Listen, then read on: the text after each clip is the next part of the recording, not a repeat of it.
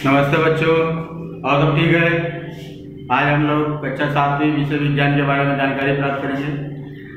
विज्ञान में हम लोग देख रहे हैं, इसके पहले हम लोगों ने जो है कि 2 वीडियो देख चुके हैं। ये अगला वीडियो जो है कि आपका जो कि वीडियो 4 है।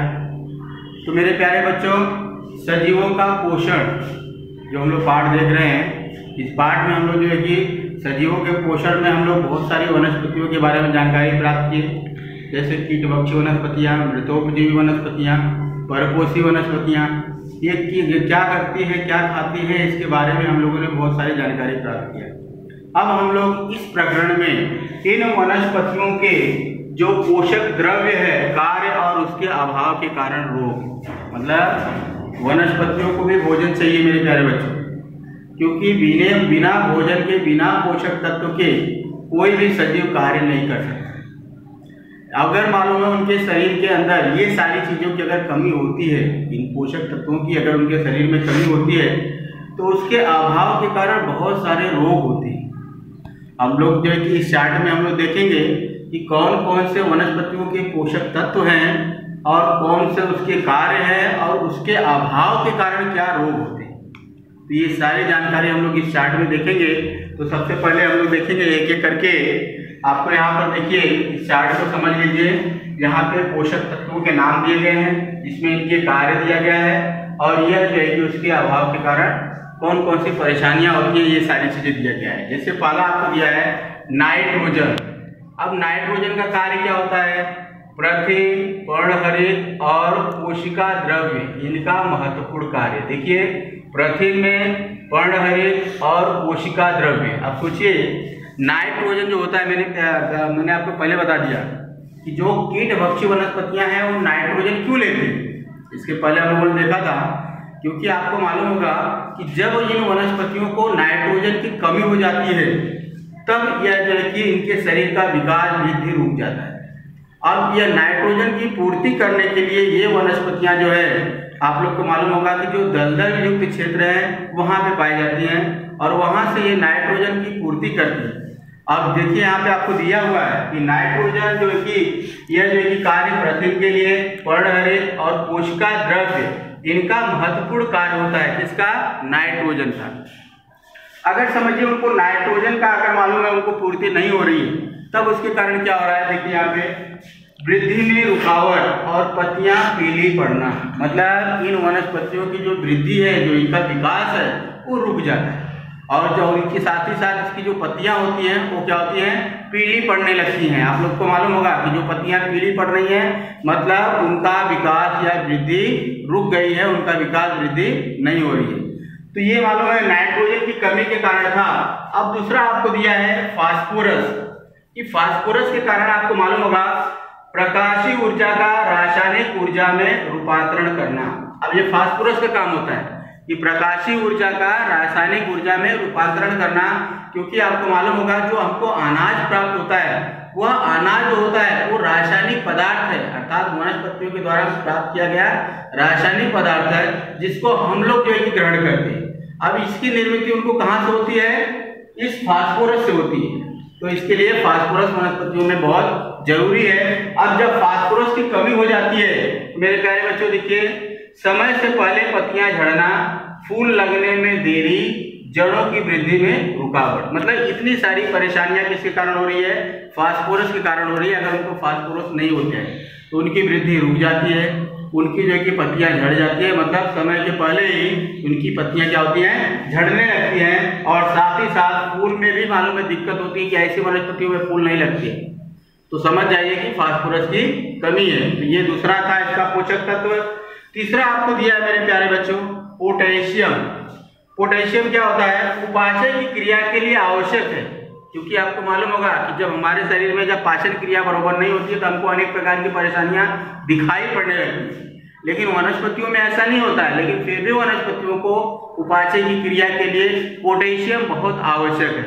और यह जब पोटेशियम को नहीं मिलता है, तब देखिए तना सरकरा होना, पत्तियां मुरझाना, कार्बोज पदार्थ तैयार न होना, ये पोटेशियम की कमी के कारण है मेरे प्यारे बच्चों, कि उनके तने जो होते हैं पतले होते हैं, पत्तियां मुरझा जाती है और कार्बोज पदार्थ का निर्माण नहीं होता है। जो तने में आप लोग देखे होंगे, जो तने होते हैं, बहुत पुराना वृक्ष होता है, लेकिन तना क्या होता है, कमजोर होता है, पतला होता है। इसका मतलब उस तने में जो है कि पोटेशियम की कमी हो जाती है।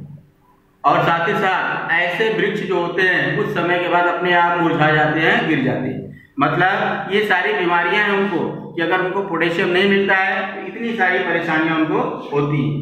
अगला आपको दिया है मैग्नीशियम। अब मैग्नीशियम का जो कार्य है वह है पर्णहरित तैयार करना। और पर्णहरित आप लोग को मालूम होगा कि यह मेरे प्यारे बच्चों वनस्पतियों के लिए एक महत्वपूर्ण जो है कि पोषक तत्व है। और यह जब पोषक तत्व उनको जब मालूम है प्राप्त नहीं होता है तो आपको मालूम होगा कि उनके शरीर में जो हरित लवक है उसकी निर्मित नहीं होती है। और ये हरा रहना वनस्पतियों के लिए बहुत महत्वपूर्ण है, क्योंकि प्रकाश संश्लेषण की क्रिया इसी हरित लवक के कारण ही संभव है। अगर हरित लवक उसके अंदर नहीं है तब वनस्पतियां प्रकाश संश्लेषण अर्थात अपना भोजन खुद नहीं तैयार कर सकती हैं। इसलिए उनको हरित लवक जो है कि बहुत आवश्यक है। और ये हरित लवक उनको प्राप्त होता है किसके माध्यम से, मैग्नीशियम के माध्यम से। जब हरित लवक उनको नहीं मिलेगा तब क्या होगा, धीमी गति से उनकी वृद्धि होगी और पत्तियां क्या होगी, पीली हो जाएंगी। मतलब कि वह पौधा जो है कि उसका विकास वृद्धि रुक जाएगी और साथ ही साथ उनकी पत्तियां क्या होगी, पीली पड़ने लगेंगी और लास्ट में क्या होगा, ये वृक्ष समाप्त हो जाएगा। तो इसके लिए मालूम है इनको मैग्नीशियम की बहुत जरूरी पड़ती है। इसके बाद है लौह।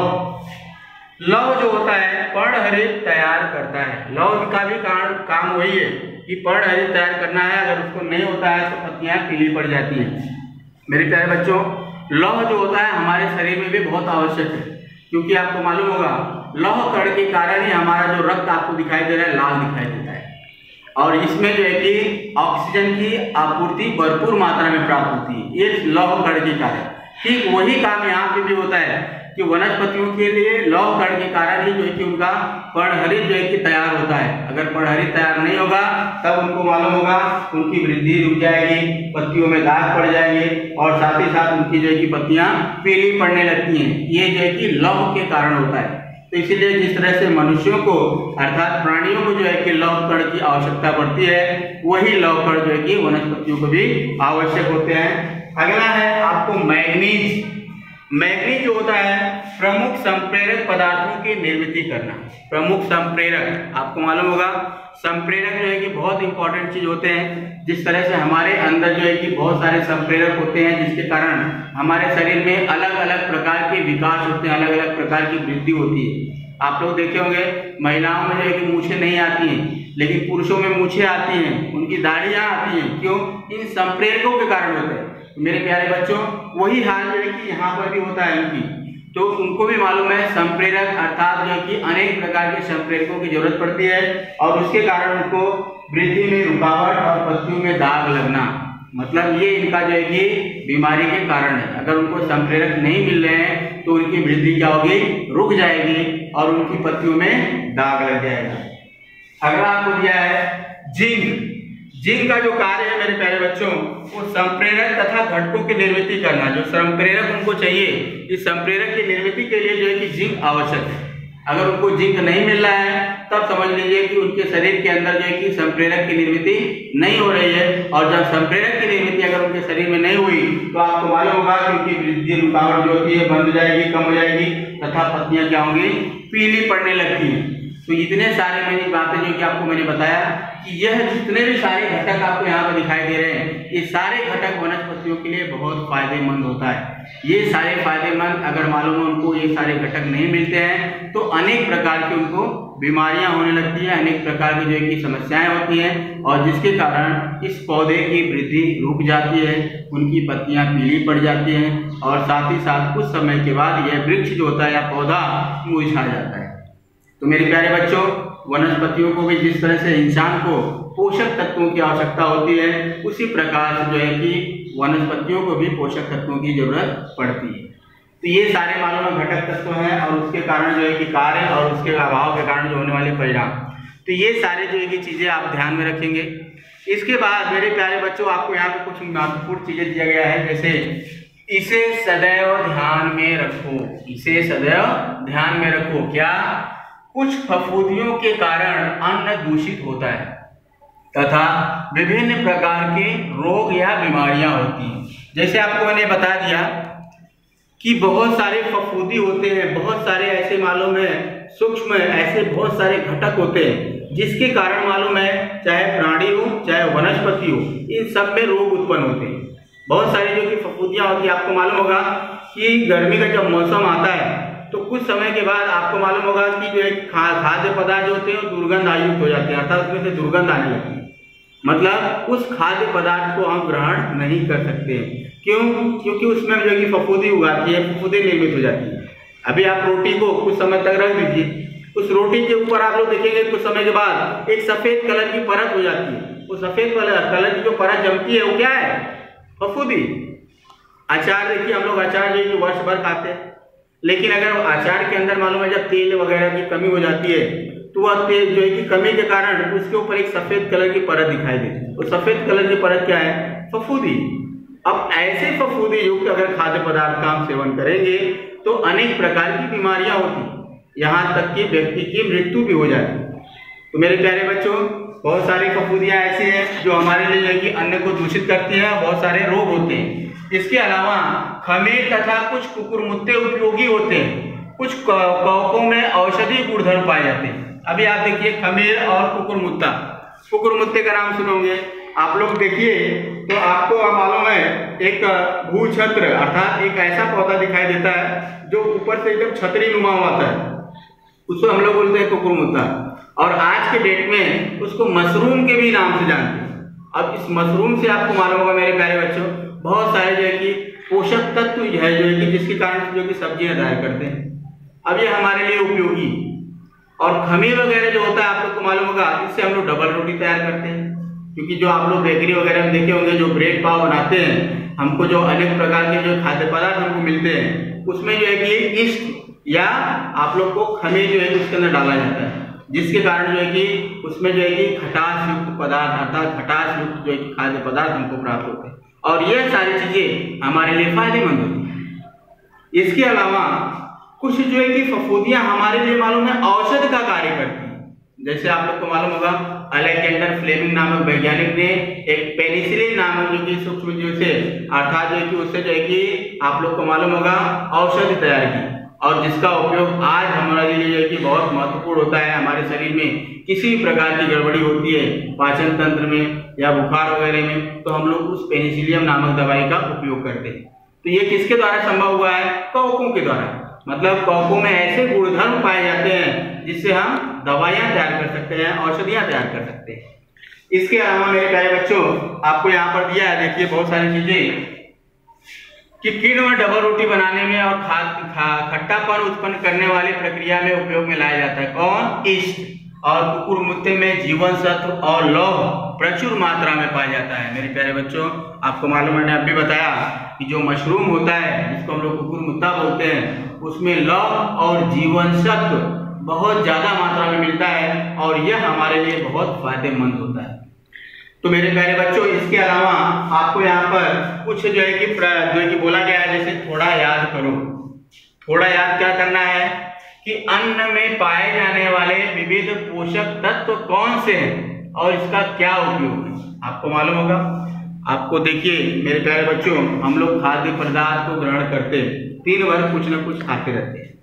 इन सारे खाद्य पदार्थों में कुछ पोषक तत्व पाए जाते हैं और उन पोषक तत्वों का हमारे शरीर में उसका उपयोग होता है, और जिसके कारण जो है कि हमारा जो शरीर होता है सुदृढ़ होता है, जो है कि इसके अलावा रोग मुक्त होता है। तो ये सारी चीजें आपको मालूम है कि खाद्य पदार्थ में होता है। क्योंकि अगर उस खाद्य पदार्थ में अगर इस सारे पोषक तत्वों की अगर मालूम है कुछ घटक की कमी हो जाती है तो हमको अनेक प्रकार के रोग हो सकते हैं।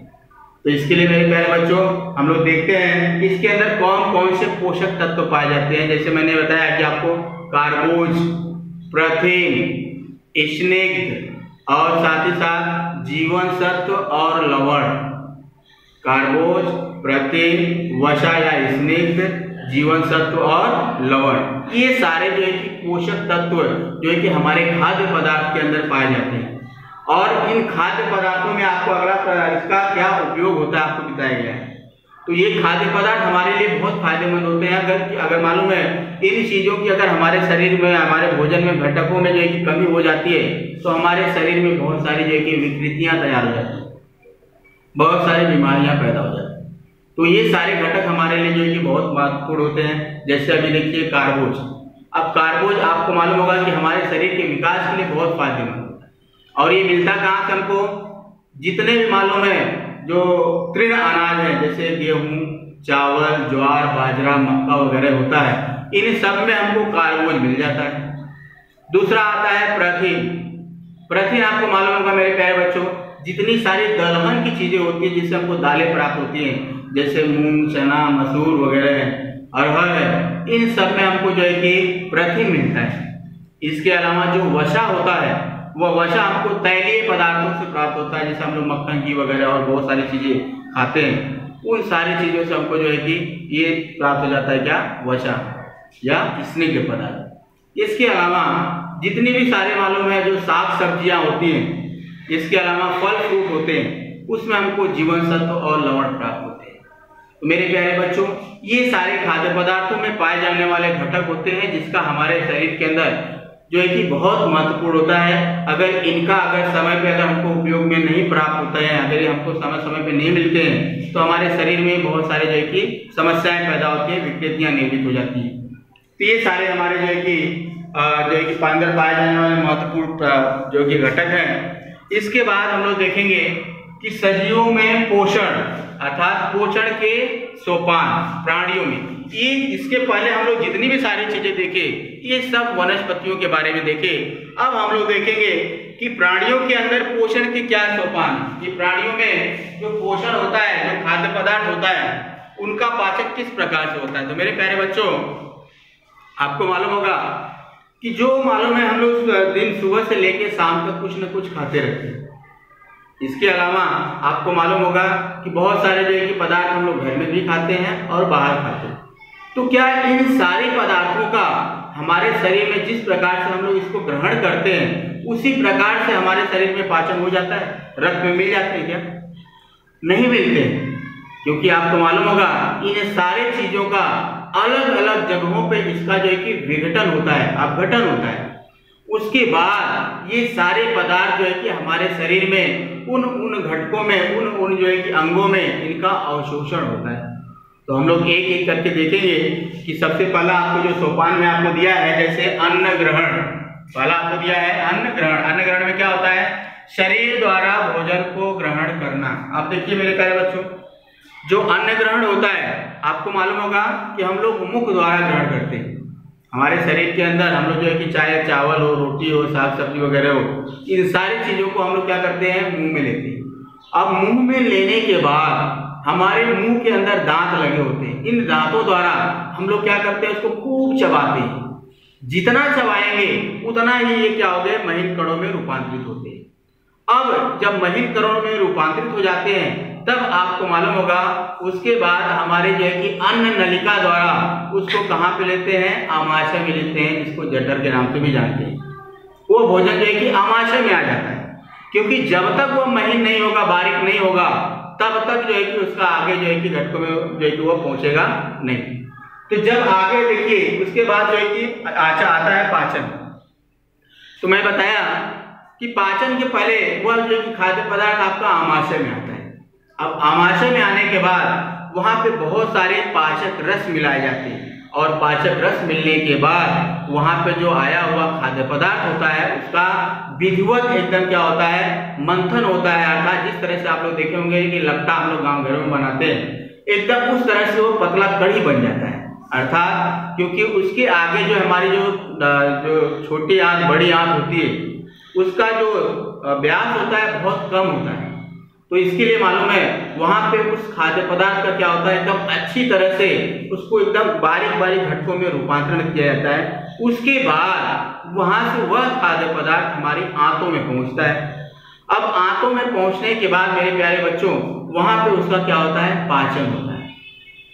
वहां पे उसका क्या होता है? पाचन होता है। अर्थात जो उसके घुलनशील जो घटक होते हैं, पोषक तत्व होते हैं, इन आंतों की रक्तवाहिनियों द्वारा उसको अवशोषित कर लिया जाता है। अब जब वहां पे पाचन हो जाता है तब उसके बाद वह भोजन क्या होता है, उसका अवशोषण होता है, अर्थात पाचन के उपरांत तैयार हुए घुलनशील घटकों को रक्त द्वारा अवशोषित कर लिया जाता है। मतलब वहां पे उसका अवशोषण हो जाता है, सोख लिया जाता है रक्त वाहिनियों द्वारा। जब वहां पे अवशोषण हो जाता है तो अवशोषण के बाद स्वांगीकरण होता है, अर्थात अवशोषित घुलनशील घटक तत्वों का शरीर की कोशिकाओं एवं ऊतकों में परिवहन एवं ऊर्जा का निर्माण करना। मतलब ये जो घुलनशील जो घटक है, जो पोषक तत्व हैं हमारे शरीर की, जो ऊतक हैं, इसके अलावा कोशिकाएं हैं, वह क्या करती है, इसका जो है कि उपयोग करती है। और जब इसका उपयोग करती है तब वहां पे ऊर्जा का निर्माण होता है और जिससे हमको ताकत मिलती है, क्योंकि जब तक उसमें ऊर्जा का निर्माण नहीं होगा तब तक हमको ताकत नहीं प्राप्त होगी। तो यह तैयार करने का काम कौन करता है, ऊतक और कोशिकाएं करती हैं। इसके बाद लास्ट में उत्सर्जन हो जाता है मेरे प्यारे बच्चों, अर्थात अपचित तथा अवशोषित अन्य पदार्थों का शरीर से बाहर निकाल देना। क्योंकि मैंने आपको बताया था कि सारे के सारे खाद्य पदार्थ जितना हम ग्रहण करते हैं, इन सारे घटकों का जो कि हमारे शरीर में पाचन नहीं होता है। इसके अलावा जो कुछ अपच पदार्थ बच जाते हैं तो उनका पाचन नहीं होता, तो निरुपयोगी पदार्थ होते हैं। ऐसे निरुपयोगी पदार्थों को हम शरीर में संचित नहीं कर सकते हैं, इनको शरीर से बाहर निकालते हैं। और बाहर निकालने की जो क्रिया होती है इसको हम क्या करते हैं, उत्सर्जन करते हैं। तो मेरे प्यारे बच्चों, आज की वीडियो में हम लोग इतनी सारी चीजें देखे, जिसमें हम लोग बहुत सारे जो है कि पोषक तत्व अर्थात वनस्पतियों के पोषक तत्वों के बारे में देखे। इसके अलावा जो है कि पोषण जो है कि प्राणियों में किस प्रकार से पोषण के जो सोपान हैं, जो सोपान मैंने आपको बताया कि सबसे पहले वो भोजन जो है कि अन्न ग्रहण होता है, उसके बाद पाचन होता है, उसके बाद अवशोषण होता है, स्वांगीकरण होता है और लास्ट में क्या होता है, उत्सर्जन होता है। तो ये सारी चीजें हम लोग इस वीडियो में देखिए मेरे प्यारे बच्चों। तो आप लोग जो है कि बार बार इस वीडियो को देखिए और इसके आधार पर मैंने आपको कुछ कार्य दिया है। जैसे यहाँ पे आपको दिया गया है, पहला है कि वनस्पतियों के पोषक तत्वों के कार्य एवं अभाव के द्वारा होने वाले रोग के विषय में लिखो। ये सारे आपको पोषक तत्व दिए हैं और उसके कार्य है और उसके अभाव के कारण होने वाले रोग है, तो इसको एकदम अच्छी तरह से लिखिए और याद कीजिए। और अगला है प्राणियों में होने वाले पोषण के सोपान को संक्षेप में लिखो। जो यहाँ पे पोषण का सोपान दिया हुआ है मेरे प्यारे बच्चों, इसको अच्छी तरह से इसको लिखिए और याद कीजिए। और शुक्रवार और शनिवार की जो वीडियो है, आपका जो ग्रुप है, उसमें इसको भेजिए, जिससे पता चले कि कौन बच्चा गृह कार्य कर रहा है, कौन नहीं कर रहा है। क्योंकि करना सभी को अनिवार्य है, क्योंकि स्कूल खुलने पर आपकी जो भी कार्य आपको दिए गए हैं ये सारे चेक किए जाएंगे। मेरे प्यारे बच्चों, आज तक के लिए ये वीडियो जो है कि यहीं तक, अगले वीडियो में फिर मिलेंगे, तब तक के लिए धन्यवाद।